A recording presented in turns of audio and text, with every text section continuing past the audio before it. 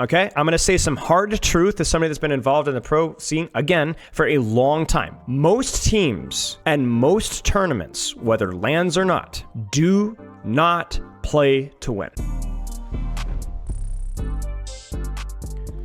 So let's talk about hero bans. So let's talk about the 3 reasons why I think hero bans need to be applied in pro play. Pro play. I have not seen it played in Overwatch, casual or ranked, enough to know, hey, awkward, to know exactly how it would function. Okay, so let's talk about the 3 things really quick. Okay, and I'm gonna use Notepad because I'm a professional. All right, 3 things to consider. All right, hero bans. Number 1 is going to be the paradox of patches. Number 2 is fear, push, pull. Okay, so number 1, let's talk about the paradox of patches. This is something that was criticized a lot way back in Overwatch 1. Many of you guys who, for context here, I've been coaching contenders in Overwatch League since 2019. And I've been working with contenders and Overwatch League teams during that entire time. One of the difficult things and one of the criticisms initially, 2019, was the rapidity of patches has a heavy impact on what things are meta. So let me explain to you exactly how metas are formed, okay?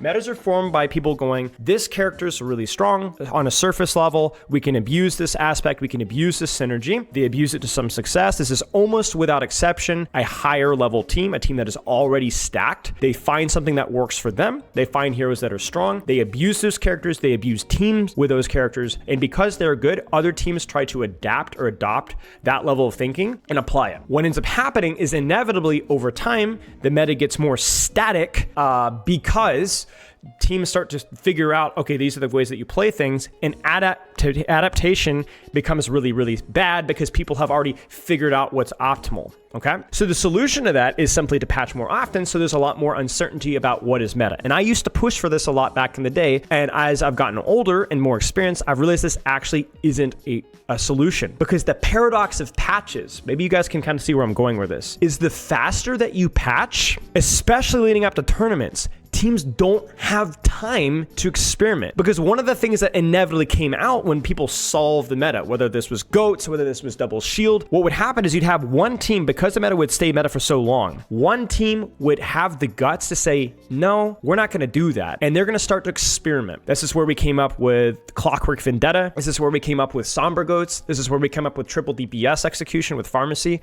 This is where we came up with, of Team Avoided. You guys might remember Team Avoided, the Pharmacy Lucio stuff. I actually was part of the adaptation live. The team I coached was Sheer Cold. We were playing Team Avoided, who was running the Pharmacy Lucio, the Pharmacy Ana variation with Zarya versus A10 and Yazan. And we were so good at Sombra Trace or Sombra Reaper at that time, we dumpstered them in a match playing that composition. They didn't like that because all we did was we'd stage and we'd dive and we'd kill the Ana. We'd stage, we'd dive, we'd kill the Zarya over and over again. So what ended up happening is we beat them so badly in that match that they actually adapted and removed the Ana, and they put in their Lucio player instead, Lucio Mercy, and they replaced Zarya with Diva. I forget who the Diva was at the time. I know the name. And now we didn't have a target to dive anymore, and so we were unable to adjust, and then they beat us. So I was part of this process at one point in time where a really corny team actually developed through our ability to beat them, solve them. And this has happened over and over again. Another good example is another team that I work with, London Spitfire 2022. I'm gonna go and tell you guys right now, we were not beating dive teams for weeks on Reinhardt, May Soldier, Bap Lucio. I know that's the composition that we were known for. We didn't play it all the time. We played a lot of dive at points and times, but on maps where it was good, we were able to make it work quite well. But it took weeks of practice. You can ask Christopher. We lost a lot of scrims, and credit goes to Christopher for having confidence in his system, for figuring things out. And we obviously put a lot of work in it. You know me, guys, like off-angle control and flanking and marking, and we basically lost every single ult fight, so we had to find creative ways to win neutrals.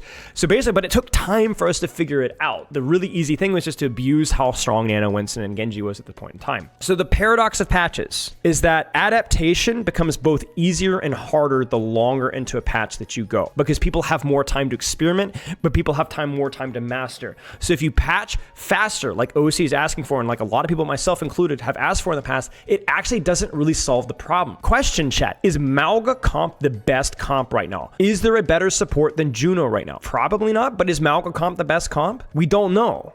No, there hasn't been enough time to experiment. It's just the most reliable, right? It's the one that teams can rely off of within a short period of time of practice. And it would take a long time of experimentation for us to find out what the problem is. So outside of putting all the cancer heroes in the dumpster and keeping them there, which, by the way, I'm not against, right? Like, I'm not against saying that Mauga being a mid-win rate character is probably too good for the character right now. I'm okay with that. I agree with that, right? There really isn't any guarantee that there's going to be a way to find out how to bring Rant back in the meta, or find a way to bring Marissa back in the meta, because the irony here is that there's two categories of players that abuse brain-dead characters. You ready for this? Plat players and pros.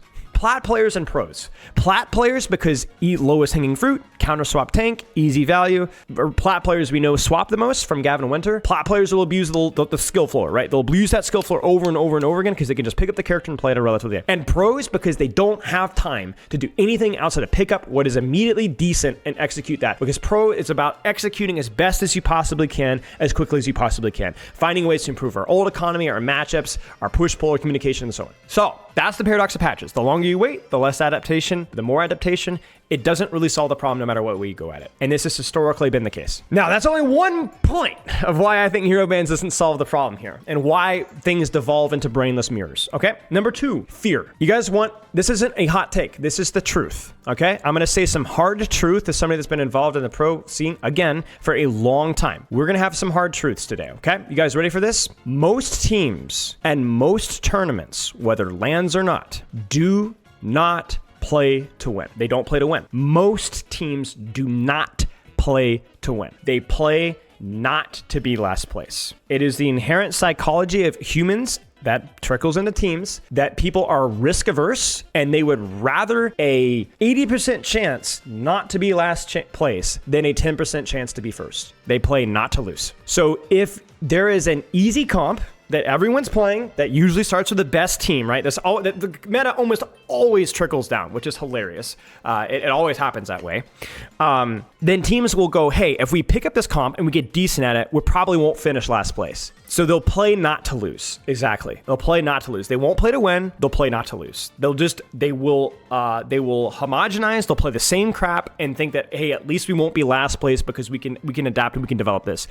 You cannot tell me that some of the teams in this current meta right now were having good scrimmage success against teams like Crazy Raccoon. Now, but I know that's an unfair comparison. I know it is. You're not likely to beat Crazy Raccoon. They're too good. They're good at everything. I understand, but you're not going to beat them by mirroring them. You're not going to beat them by mirroring them.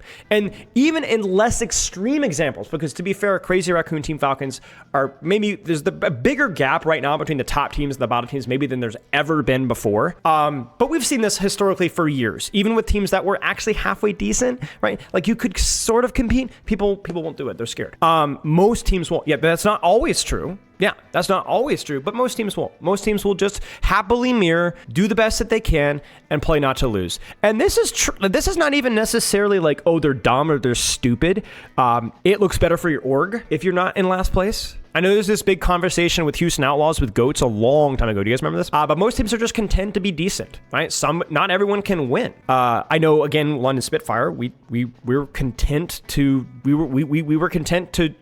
contend for the top. We were content to look stupid sometimes in scrimmages playing to win. And I think sometimes the Spitfire have kind of lost the script with that at times as they have gotten better in some aspects. It almost made them worse, if that makes any sense. They felt like they could compete. But yeah, anyway, long story short, they play not to win. And that's not just a pro play. That's just people in general. People in general don't play to win. And so that obviously means that things in general boil down to a mirror matchup because the mirror matchup is almost objectively the safer, more consistent play of avoiding the worst case scenario. All right. And this is something that has been the case and will always be the case. I'm not calling out the pro community with any of these. It's not going to change. This will never change. Again, this will never change. The only time when any of these things will change is when one individual or one team has a remarkable individual or a remarkable set of individuals which change the culture, and then inevitably it will go back to wherever it was as they move away. Regress back to the mean.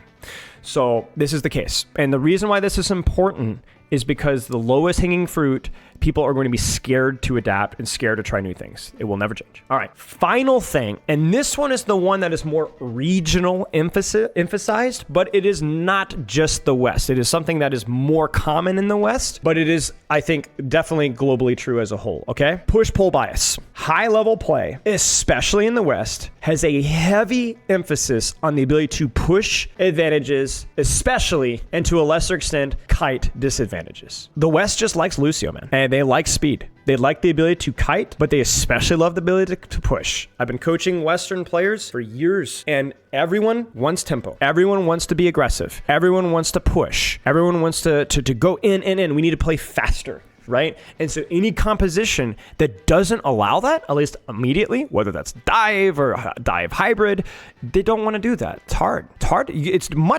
not easy to kite disadvantages, and it's not even possible to do so consistently if you don't have a Lucio. You know what I'm saying? So you can't do it. So the West wants to be able to push. They want the ability to push. They like it. Feels comfortable. That's all they've known doing. And it's not just, that's because of those characters they historically have played, although that is true. It's also because pro level, the ability to kite and push advantages is pretty strong. Now, I would say controlling space and controlling angles is equally as strong, but that's something that's not as intuitive at this point in time. How many of you guys remember when I was coaching Team Overwatch? Do you guys remember Team Overwatch when I was briefly coaching them? It was just a content team, right? We were mostly having fun. I don't think we scrimmaged more than like once or twice. Did a handful of VOD reviews. Do you remember what it was like scrimmaging with some of those players? Do you remember what Apply and J3 were always saying? Apply especially, right? Who'd had experience in pro meta. But what was the general problem that we had? What was the solution? Do you guys remember? We need to go faster, guys. We need to go faster. We need to be setting tempo. We're just not pushing in hard. I feel like we're not punishing, right? That was the tempo. It wasn't even being overly aggressive, but there was a clear priority on the ability to push in hard in, right? And not about, hey, how are we taking space? How are we setting up these pushes? And so there's always been a bias in the West about pushing and pulling. That's why Korea has always been better at dive, right? That's why the West has been able to compete with Korea at times in hard push-pull metas. Now, recently, that's not been the case, I will say. But historically, that has been something where the West has been able to compete because sometimes pushing and pulling is really good, right? The more angles you take, the harder it is to push and pull. But the West has always had an emphasis on that, and pro play in general has always had an emphasis on pushing and pulling. It's a tricky conversation for sure.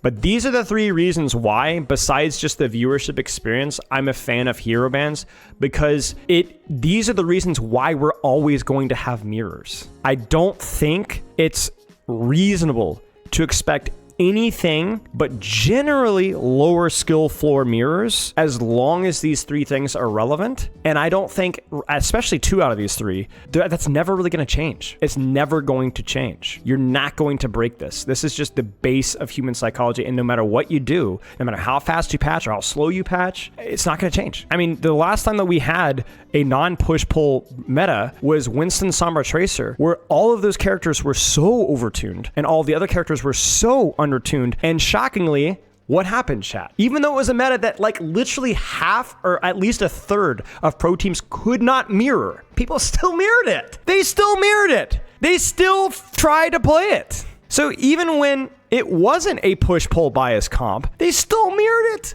Bunch of garbage Sombra, garbage Tracer, garbage Winston, garbage Ana Brig players trying to mirror it because they're too scared to adapt to anything else, And everyone's like, I missed the glory of Winston Sombra Tracer. Yeah, but people got tired of it real quick. I don't know. I think it's hubris for me to say for sure that hero bans are objectively the best. Unquestionably, there's no argument against it. There is a good argument against it. It does diminish the specific quality level of play of that one specific composition, but I think it introduces skill ceilings in a lot of different directions. I think it makes a significantly better viewer base, and it encourages non-mirror matchups. And if you disagree, I really encourage you to take a watch at the EWC from this past summer. I chose to not really participate as much into it because I do not agree with Saudi's stance on human rights, but I would love to see the format that they utilized in the current professional meta, and I would love to see it tried. And crucially, if you guys don't know how they use the bans, that's what I encourage you to go back, because how they did the ban phase was very creative. And many of the complaints that I see about hero bans are irrelevant because of how it was utilized at the pro level. Yes, we're talking about hero bans for pro play only. So anyway, that's my clip dump. And I think the reason why that's all being said is because I want to explain why I'm for hero bans, and we're going to review that, and also not just why I'm for hero bans, but also why we're seeing the Mauga matchups, you know, like why we're seeing the Mauga matchup, the Mauga mirror. This is why.